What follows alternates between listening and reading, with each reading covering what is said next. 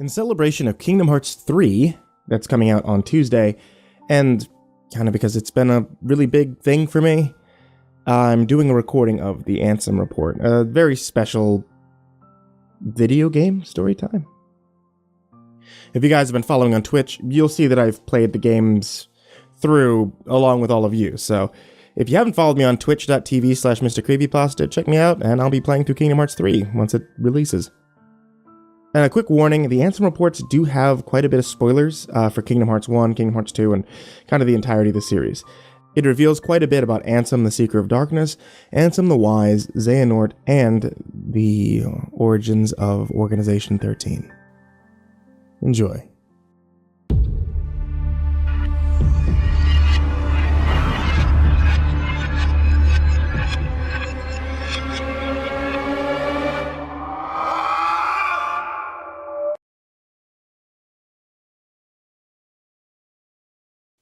Secret Report 1.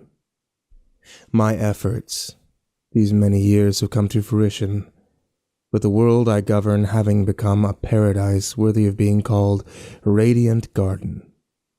Nurtured by the pure water that is the source of life, fragrant flowers bloom in abundance, and the people face each day with hopeful smiles. But where there is light, darkness also lurks. As noted in my earlier reports, I must solve the mystery of this darkness of the heart. This paradise depends on it. I shall perform an experiment to probe the depths of a person's heart. One of my own apprentices, Xehanort, has volunteered to be a subject. The young man has served me ever since I nursed him back from death's door some years ago. He had lost all his memories at the time, but later showed remarkable intellect, curiosity, and readily absorbed my teachings, gaining deep wisdom. Any mental immaturity is surely due to his young age. If I explore Xehanort's heart with psychological tests, I may be able to recall the past locked away within. My appearance, even my apprentice, Evan, has also shown great interest in Xehanort's memories. But is he really the right subject? Xehanort does indeed exhibit extraordinary talents, too extraordinary. Perhaps they are even superhuman. Secret Report 2. I have made a grave mistake. My study of the darkness of the heart began with a simple psychological test and quickly snowballed. Spurred on by my youngest apprentice, Yenzo, I constructed a massive laboratory in the basement of my castle. Unbeknownst to me, my 6 apprentices then began collecting a large number of subjects on which to perform dangerous experiments into the darkness of the heart. As soon as I found out, I called my apprentices together and ordered them not only to cease their studies, but to destroy the results of their research thus far. What on earth was happening within the hearts of my 6 beloved apprentices? While pursuing the mystery of the darkness of the heart, could they themselves have strayed into its depths? Yet I remain the most foolish of all, for having begun these experiments. We're not meant to interfere in the depths of another's heart, no matter what our reasons for doing so, and my error plunged me into despair. A visitor from another world soothed my dejected soul. A tiny king named Mickey came wielding a legendary key, the infamous Keyblade, said to bring both chaos and prosperity to the world. He was very knowledgeable on many topics, and we deepened our friendship as we conversed companionably. Upon his advice, I decided to review the data obtained at my basement lab. That's when I discovered the Ansem report. Though they bore my name, the only one I had written was number 0. Apparently, he had gone on to pen numbers 1 through 8 himself. Yes, the first subject in my foolish experiments. Secret Report 3. Chaos affects not only this world, but many other worlds besides. In the Ansem reports, my young apprentice Xehanort had written under my name. I found the records of his hideous experiments, along with his hypothesis about the door that appeared out of the darkness in my basement. All living things have hearts. and all hearts hold darkness deep within. Worlds are no exception. If a world is a being, the heart it holds must be colossal. And the darkness at its core must be monstrous indeed. Did Xehanort pass through that door in an attempt to contact the Dark Realm? No, not only Xehanort. It appears my other 5 apprentices, believing it was for the sake of research, stared deep into the darkness and were pulled into it. Evan, Enzo, Bragg, Dylan, Alias, they all ceased to be human. I, too, have had everything taken away from me, banished to a hollow realm of nothingness. What is Xehanort hoping to gain with my pilfered existence? Will my people cease to smile? If the light of hope has been extinguished, I shall henceforth walk with darkness as a friend, here in the realm of nothingness, to which I've been relegated. Darkness in the midst of nothingness. Darkness in zero. Thus I shall be known as Diz, discarding the stolen name Ansem, and going in search of revenge. Secret Report 4. The distant days spent in the beautiful paradise are an illusion to me now. How long have I been here? Banished to the realm of nothing. It is only by relying upon my anger and hatred that I've been able to retain my sense of self here, where all existence is nullified. My heart is being overcome with hatred towards my apprentices, possessed by the darkness and with the anger I feel for stupidly allowing myself to be betrayed. Is this darkness eating away at my heart? I cannot continue to idle away my time here. What are Xehanort and the others attempting to do? I must unravel the mystery of these Ansem's reports. Intercept my apprentices and defeat them. That is my mission, the only way to repay the world for my sins. Those beings who lack hearts, the heartless, must be the key. The darkness of the heart made flesh, cursed shadows who not only lack hearts but multiply by seizing hearts from any and all living things. Where have they come from? And where are they going? 3 elements combine to create a life, a heart, a soul, and a body. But what of the soul and body left behind when the heart is lost? When the soul leaves the body, its vessel, life, gives way to death. But what about when the heart leaves? A being does not perish when its heart leaves its body. The heart alone disappears into the darkness. There's little time. If I remain in this realm much longer, I will certainly learn these answers the hard way. My heart is already a captive of the darkness. Secret Report 5. In this realm where all existence has been disintegrated, I have just barely managed to preserve my sense of self by continuing to think and write. It is a place where even time has lost all meaning. Eternity is as but a moment here. I must make haste. Certainly their plans are already underway. The Heartless must be the key to unraveling this mystery. The 6 traitors were operating a laboratory that churned out these cursed shadows. Not only do they generate pure-blood Heartless from living hearts, but they then use those Heartless to synthesize artificial versions of the creatures as well. These synthetic Heartless bore insignias and were called emblems. Pure blood or emblem. These Heartless act only to fulfill their instinctive needs. They single-mindedly detect hearts and swarm around them. A human's commands would be ineffective. The Heartless would easily steal the human's heart and use it to increase their own ranks. But what if an even stronger Heartless was giving the orders? If he cast aside his own soul and body and became a Heartless, wouldn't he be able to control the otherwise intractable Heartless? Furthermore, wouldn't he be planning to make use of the creature's instincts? If the heart-seeking heartless have their sights set on a larger, more powerful heart, their ultimate goal is crystal clear. The largest heart in existence, the heart of the world.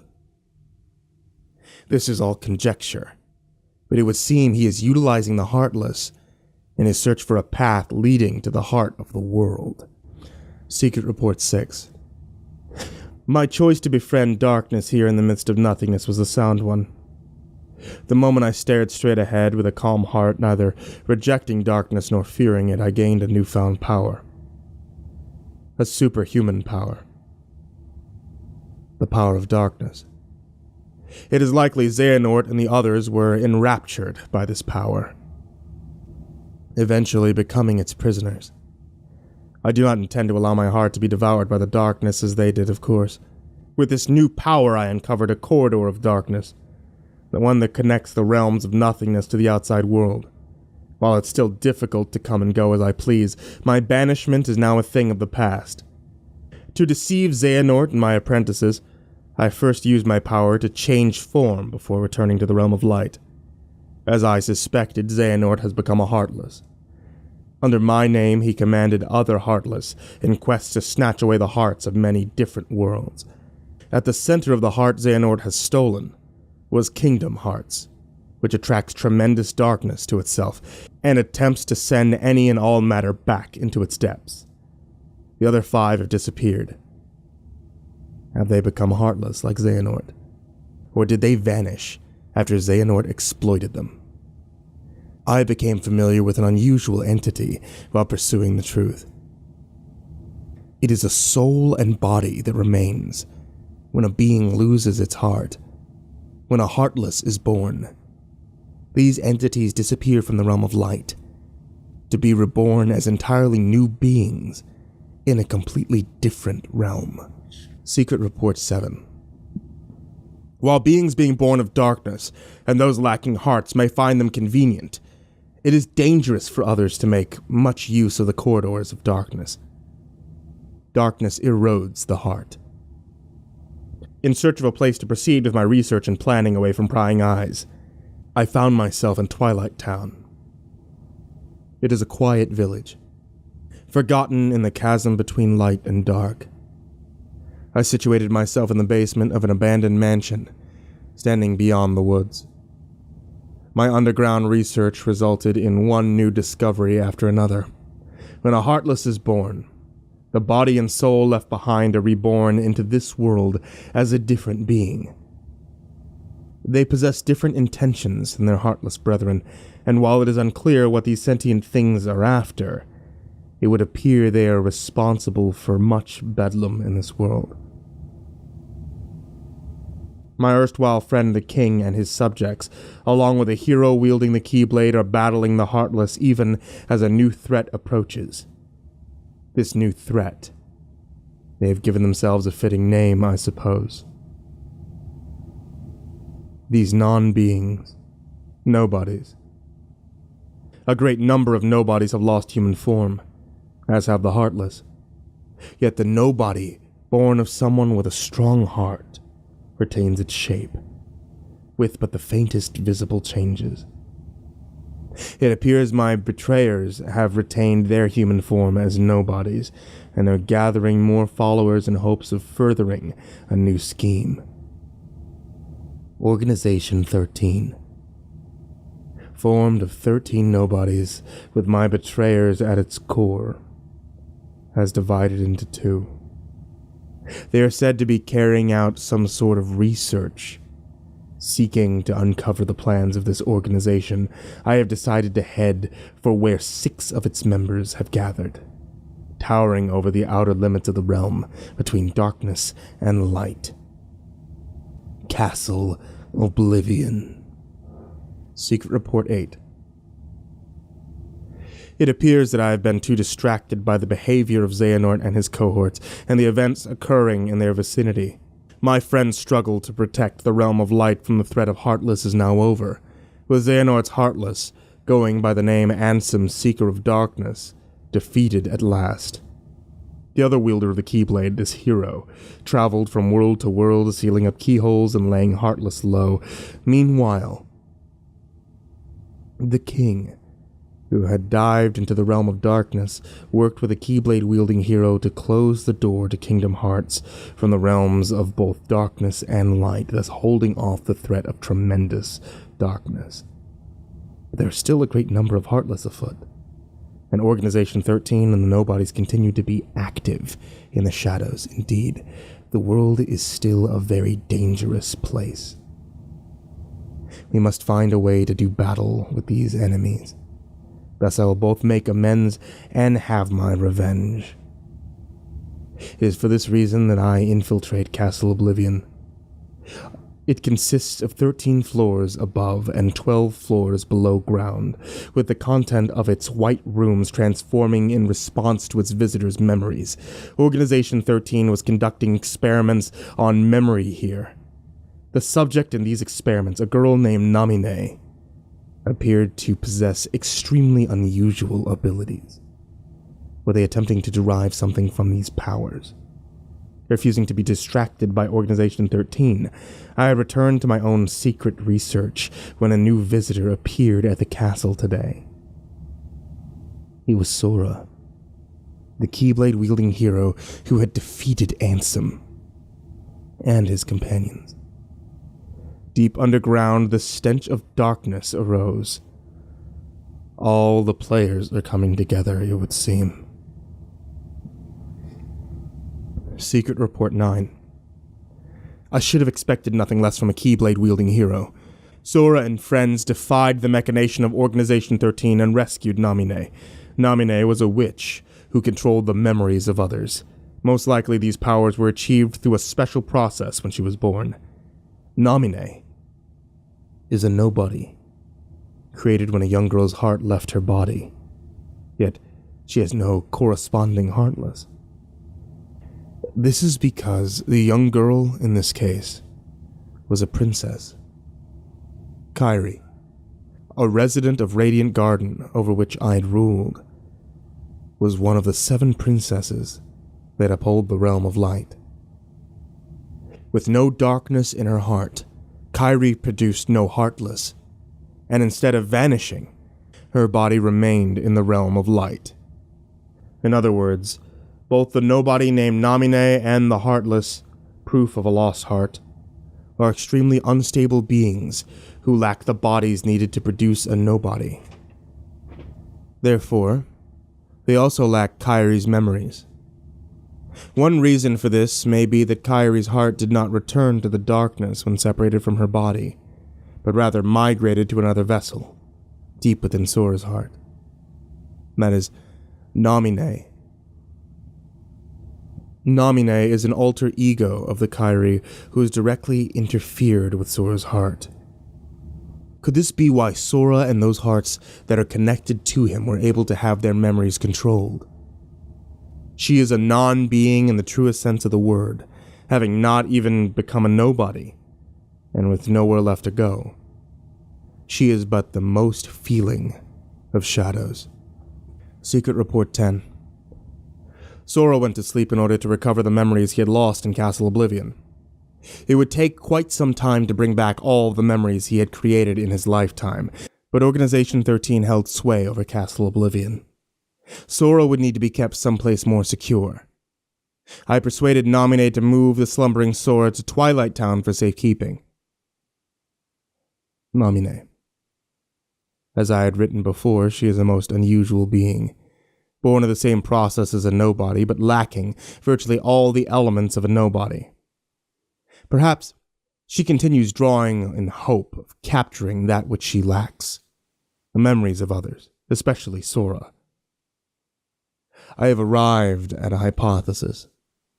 I believe that Namine was born as a special type of nobody when Sora attacked himself with the Keyblade, causing his and Kairi's heart to leave their bodies simultaneously. Namine emerged as Kairi's nobody, but the body and soul necessary to exist as a nobody belongs to Sora. When a person's heart is stolen, a Heartless is born with no sense of self, and the body and soul left behind give rise to a nobody. But what if one willingly releases one's heart from one's body? Sora and Xehanort retained their selfhood even after becoming heartless. Then there are Kairi and Namine. Kairi was exceptional for having no darkness within her heart. Also exceptional was that her heart, once freed, migrated to a new vessel. Sora. The combination of the two theoretically unlikely exceptions may be behind this anomaly. There are matters I must attend to while Sora is sleeping. A new ally has appeared on the scene. Riku. Secret Report 11. I was reunited with an old friend at Castle Oblivion, but was unable to disclose my identity. If he knew the situation, he would likely try to stop me from carrying out my revenge. As much as I would dearly love to converse with him, as in the old days, that is now a hopeless dream. My friend has been fighting in the realm of darkness. Most likely he's found his way through Traverse Town. Like Castle Oblivion, that village also rests in the cleft between light and dark. It consists of the remnants of worlds, whose hearts have been stolen by the heartless.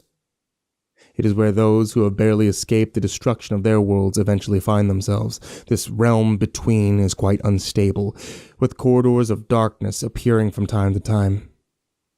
Whenever a world disappears, some of its inhabitants must arrive here through those corridors. Surely Sora traveled these same corridors of darkness when he first came to Traverse Town. It seems my friend, fighting in the realm of darkness, appeared in Castle Oblivion, through a corridor of darkness constructed by Organization 13. My new ally, Riku, also effected his return via one of these corridors. He swore to me that he would give his all for his best friend Sora. In fact, Sora's memories have been slow to return. Thus I've asked Riku to bring me another Sora, his nobody. Sora is indispensable if I am to achieve my goal. I require the Keyblade-wielding hero to fly through the realm of light and defeat Organization 13. Secret Report 12. Apart from Namine, nobody's retained their memories of their time as humans. But Sora's nobody, Roxas, has lost Sora's memories. This is likely because Sora's time as a Heartless was short, having recovered his heart and returned to his human form soon after leaving behind Roxas, his nobody. It would seem Roxas is as much like Namine. Namine is Kairi's nobody, but came into being via Sora's body and soul. Likewise, Roxas is Sora's nobody, but was left behind because Sora's Heartless regained human form, using Kairi's heart instead of his own. It may be that Sora's memories are slow to return because the half of him that is Roxas is still lacking. I must convert Roxas into data and return him to Sora.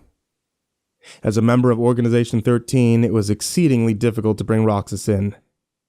Having lost to Roxas once, Riku laid everything on the line and used the power of darkness in their second battle, only just managing to bring Roxas back with him. But Organization 13 grows ever nearer. Here, Twilight Town, is where Roxas was reborn as a nobody. This is where Roxas first encountered Organization 13 and joined its ranks. They are bound to search this place thoroughly. First, I shall convert all of Twilight Town into data and construct a world duplicate in Sora's memories. I shall place Roxas within that world to live out his days and regain those memories. There's little time. The organization's schemes must be making steady progress as well. Secret Report 13. Tomorrow, Sora awakens. My long and drawn-out revenge is nearing its end. Xehanort, who took everything away from me, though as a Heartless he is no more. As the leader of Organization 13, his ambition once again is to capture Kingdom Hearts, the most colossal heart of all.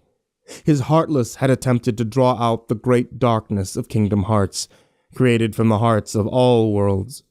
His nobody, however, is now almost finished gathering human hearts to be assimilated into Kingdom Hearts as well.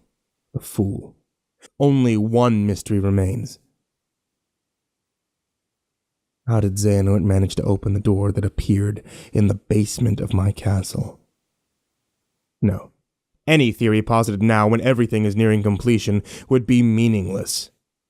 Roxas, Ansem, Nomine. They all defy logic.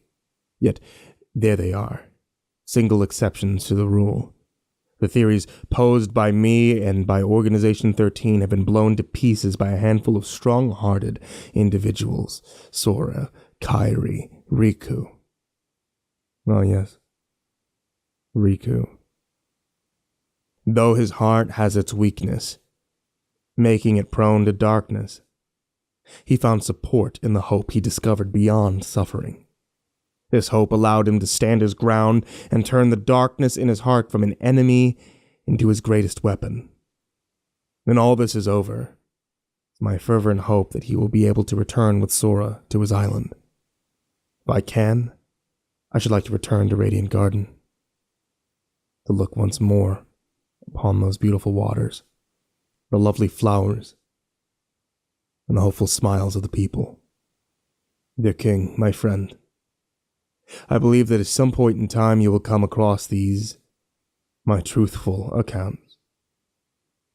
How I wish I could have chatted with you again. I was a fool, obsessed with revenge. Forgive me.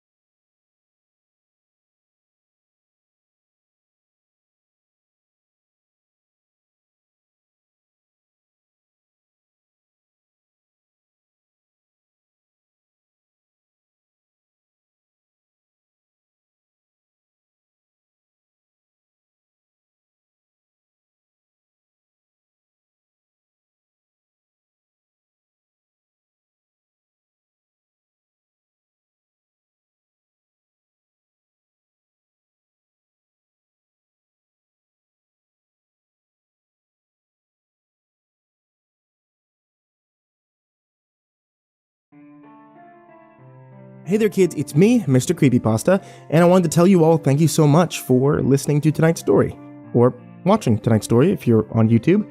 If you're not on YouTube, that means you're probably on the podcast that's available on iTunes, on the Google Play Store, and is now actually available on Spotify, and doesn't use as much data. So, hey, that's a thing. If you guys aren't listening on YouTube or Spotify, then I have no idea how else you could have found me. Unless you found one of those books on Amazon. You know, the Creepypasta Collection, Volume 1, Volume 2.